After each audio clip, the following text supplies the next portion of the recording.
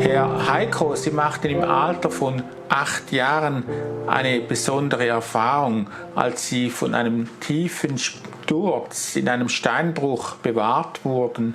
Wie kam das? Ja, das war halt so gewesen. Ich habe mich als Kind als oft im Wald aufgehalten früher, ja, also fast jeden Tag. Und da war halt so ein Steinbruch da hinten und da musste man halt so hochklettern an der Seite.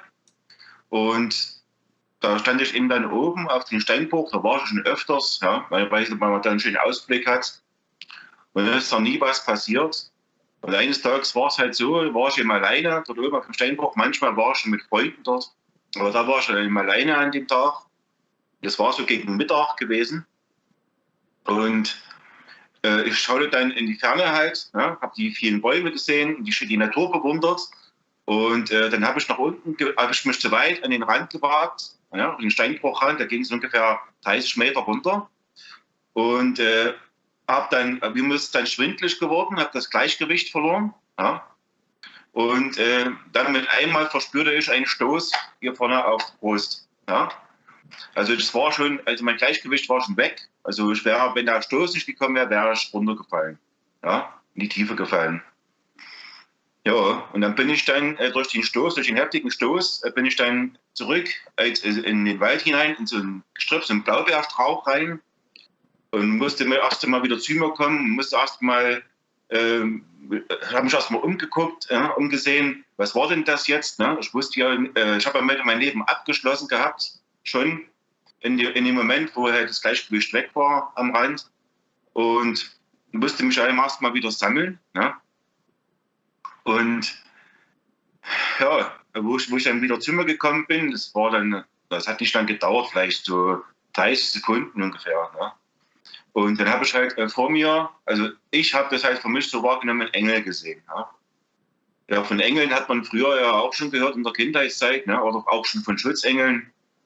Und ich habe jetzt da gedacht, es ist ein Schutzengel. Ja? Er hat zwar keine Flügel gehabt, im klassischen Sinn, wie man halt Engel kennt, sondern das war also Engel, aber auch größer, viel größer als wie jetzt ein normal gebauter Mensch.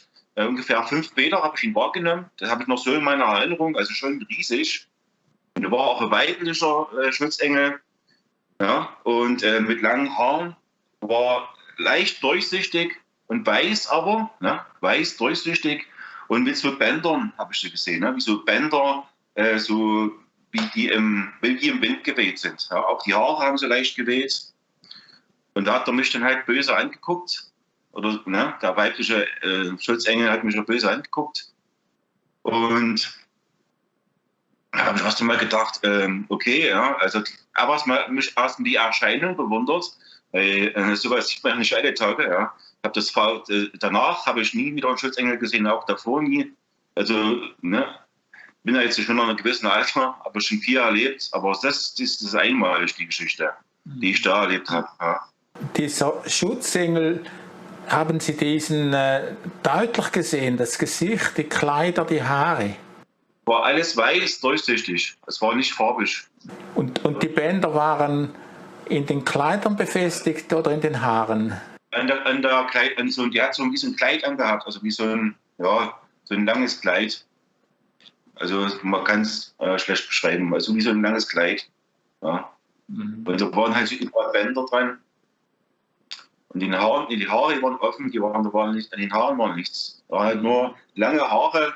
Ich sage jetzt mal, gut, ich habe es als verblond wahrgenommen, aber es war alles weiß. Sie haben gesagt, der Schutzengel habe Sie böse angeschaut. War es einfach ein vorwurfsvolles Gesicht? Vorwurfsvoll, weil ich mich so weit an dem Steinbruch rangewagt habe. Ne? Mhm. Und dass er halt kommen müssen, um mich zu retten. Ja. Mhm. Ja. Und ich war ihm zu unvorsichtig. Und tja, deswegen hat er so böse geguckt. Halt. Und wie lange haben Sie diesen Schutzgeist gesehen? Ungefähr 10 Minuten bis Viertelstunde ungefähr. Ja, also da kann ich mich nicht so genau mal dran erinnern, aber so die Zeit war es. Sie sind da im Gebüsch gesessen und haben diesen Schutzengel angesehen. Ich saß da die ganze Zeit, ich bin da vor Bewunderung gar nicht mehr rausgekommen. Ich kam gar nicht dazu aufzustehen. Ich saß die ganze Zeit. Ja. Das war dann auch so gewesen, dass ich meinen Lebensfaden gesehen habe, also der zukünftige, nicht aus der Vergangenheit, wie man es so kennt, im klassischen Sinne, dass eines Leben nochmal irgendwie durchgeht durch den Kopf, sondern bei mir war das, dass der Lebensfaden wie so ein Zickzackkurs, ne? Also Berg- und Talfahrt, ne? Die schlechten und negativen Dinge, die man mal erlebt, die habe ich auch mit Emotionen so wahrgenommen. Das habe ich so bis zu meinem 45. Lebensjahr habe ich das so gesehen. Ja? Aber nicht mit Bildern, sondern nur diese Zickzackkurve. Ne? Wie haben Sie erkannt, dass diese Lebenskurve bis zu Ihrem 45. Lebensjahr gegangen ist? Es war mit Zahlen. Und die Zahlen waren eben praktisch quasi, wenn die Kurven nach unten gegangen sind oder nach oben, standen die Lebensjahre da. Ne? Ja. Da wusste ich, in dem Lebensjahr erfahre ich viel Negatives und in dem Lebensjahr eben mehr Positives. Und so kann man sich das vorstellen. So hat sich das mir halt so dargeboten, ne? So das Bild. Warum das passiert ist, weiß ich nicht. Ich kann nur das so sagen, wie ich es erlebt habe. Sie sahen diese Lebenskurve in Form eines Bildes vor sich, eines geistigen Bildes. Und gleichzeitig sahen Sie auch noch den Schutzengel. Ja. Gab es noch eine weitere Kommunikation zwischen Ihrem Schutzengel und Ihnen? Er hat dann auf jeden Fall zu mir gesagt, dass das Erlebnis, also was ich da jetzt ja erlebt habe, zusammen mit ihm, oder dass er mich gerettet hat, das sollte ich niemand weitererzählen. Es sollte ein Geheimnis zwischen uns bleiben. Das ist das, was er mir auf jeden Fall dringend geraten hat. Ich sollte das niemand weitererzählen. Mhm. Ja, und das war dann auch währenddessen ich da halt so da saß, ja, habe ja einen freien Blick gehabt von der Oben, von dem Steinbruch. Auch wenn ich ein paar Meter drin war, aber ich habe dann so einen Wolkentunnel gesehen und dieser Wolkentunnel schloss sich so langsam und ich habe das erkannt, ich wusste das für mich, dass aus diesem Wolkentunnel eben mein Schutzengel kam und dass wenn er sich ganz geschlossen hat, dass dann der Schutzengel wohl wahrscheinlich nicht mal die Möglichkeit hat, so bald zumindest zurückzukehren. Also so kam mir das vor in dem Moment. Und dann habe ich auch den Schutzengel darauf aufmerksam gemacht, hier dein Wolkentunnel schließt sich, wir können uns nicht mal hier lange, du kannst dich nicht mal lange aufhalten, wir können nicht mal lange miteinander kommunizieren oder reden halt. Ne? Und dass du halt zusiehst, dass du halt wieder in den Wolkentunnel reinmachst, dass du wieder in den Himmel kommst. Er hat dann auch hingeguckt in den Wolkentunnel, hat das auch selbst erkannt, ja, dass die Zeit jetzt knapp wird. Dann hat er mir halt das noch gesagt, dass es halt ein Geheimnis zwischen uns bleiben soll und dann war er auch verschwunden und einmal ist er dann weg. Ja.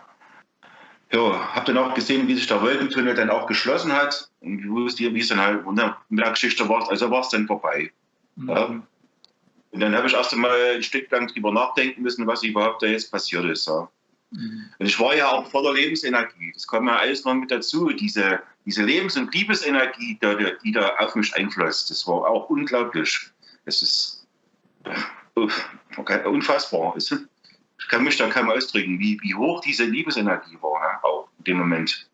Ja, und dann habe ich mich dann nach einer gewissen Zeit, ich weiß es ja nicht mal so, vielleicht noch, nachdem er weg war, vielleicht noch so mal 10 Minuten gebraucht, ungefähr, ne, um das Ganze zu verarbeiten. Dann bin ich aufgestanden und dann bin ich dann halt einen Waldweg hoch, also, ne, oder auf dem Waldweg, bin dann durch den Wald durch.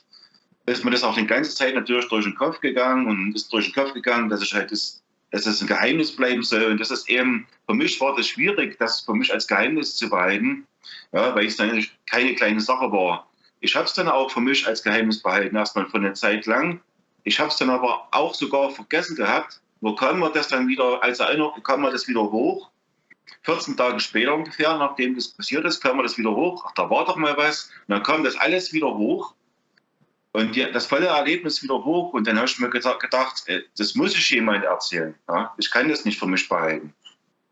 Ja, und dann habe ich das halt Freunden erzählt, die haben mich aber dann nur ausgelacht, wollten mir das nicht glauben. Und eines Tages kam halt jemand, der die Geschichte gehört hat von mir und kam zu mir, was hast du erlebt, Heiko? Ich habe auch gehört, dass du einen Schutzengel gesehen hast, ein Erlebnis mit einem Schutzengel gehabt hast. Und da war also freudestrahlend. Und ja, dann habe ich ihm das dann erzählt. Ja, habe ihm den Gefallen getan, habe ihm das erzählt. Und ich wusste aber auch in dem Moment, weil er tiefenfest daran geglaubt hat, dass die Geschichte eben wahr ist von mir, Er hat mich ja auch gesehen, er hat ja meine Reaktionen gesehen, meine Emotionen, die ich schon dabei eben hatte, ne, währenddessen ich ihm das erzählt habe. Und ja, war freudestrahlend, war sehr begeistert und ja, ich wusste in dem Moment, dass das Geheimnis damit gebrochen war. Sie sind ja in der ehemaligen DDR in einer sehr atheistischen Umgebung aufgewachsen. Wie kam es, dass Sie trotzdem einen Bezug zum Schutzengel und zum christlichen Glauben gefunden haben? Der christliche Glaube, ob das jemand glauben mag oder nicht, aber das wurde bei mir in die Wiege gelegt. Ich habe von Kindesbeinen auf an geglaubt. Ja. Und ich war auch seither auch immer so auf der Suche nach Menschen, die eben auch so sind, denen der Glaube in die Wiege gelegt worden ist. Aber solche Menschen findet man selten leider. Aber Ihre Eltern, waren die auch religiös? Nein. Also mein Stiefvater, ich hatte noch einen richtigen Vater, also einen richtigen Vater noch gehabt, der hat aber meine Mutter frühzeitig verlassen, also sie haben sich früh scheiden lassen, da war ich erst 3 Jahre alt. Mein Vater war ein bisschen gläubig, aber eben auch kein Christ oder irgendwas. Er hat schon geglaubt, ne? Hat an Gott geglaubt, aber mehr auch nicht. Also es sollte jetzt nicht, dass er in die Kirche gegangen wäre oder so. Ne? Und hat aber, wie gesagt, uns verlassen. Da war ich 3 Jahre. Dann kam halt mein Stiefvater und er hat mich ja großgezogen. Und mein Stiefvater war eben Atheist und meine Mutter eben auch Atheist. Meine Mutter hat so ein bisschen an das Jenseits geglaubt. Ja, ein bisschen, aber mehr auch nicht. Wie hat diese Erfahrung Ihr Leben beeinflusst? Ja, also natürlich positiv beeinflusst, das ist klar. Ja. Weil ich bis zum heutigen Tage immer daran zurückdenke. Ich weiß dass es passiert ist. Ich weiß das als einziger natürlich. Die anderen, denen ich das erzähle, die können natürlich nur daran glauben. Aber ich kann das, warum ich jetzt das auch Ihnen sage, das ist eben, damit es eben raus in die Welt geht, ja, damit es andere Menschen hören. Und genau wie eben die anderen Erzählungen, ne, die Interviews, die Sie machen, dass es eben Menschen hören und ja, eben, der Glaube schwindet ja leider in dieser Welt, ja, an solche Dinge. Und genau, es ist, ich habe ja auch selber noch einen Kanal hier auf YouTube, zwar ziemlich klein. Ja, und da erzähle ich eben auch ein bisschen was, ne, über Gott und über Jesus. Ne. Ich habe auch Astralreisen gemacht und so. Ja, da erzähle ich ein bisschen was auf dem Kanal, was ich so erlebt habe. Ich habe noch viel, viel mehr erlebt. Kann man sagen, dass der Schutzengel mit dem Stoß direkt physisch eingegriffen hat in Ihr Leben? Kann man das so sagen? Ja. Natürlich, ja. Also wenn er nicht gewesen wäre, dann wäre ich runtergefallen. Definitiv. Und wie gesagt, das, was danach noch gekommen ist, die Bilder habe ich bis zum heutigen Tage genauso, wie ich sie jetzt erzählt habe, im Kopf. Und da ist nichts weggelassen. Ja, und jetzt nichts dazu gedichtet, das ist genauso passiert. Herr Heiko, vielen Dank für das Gespräch. Bitte sehr, Entschuldigung.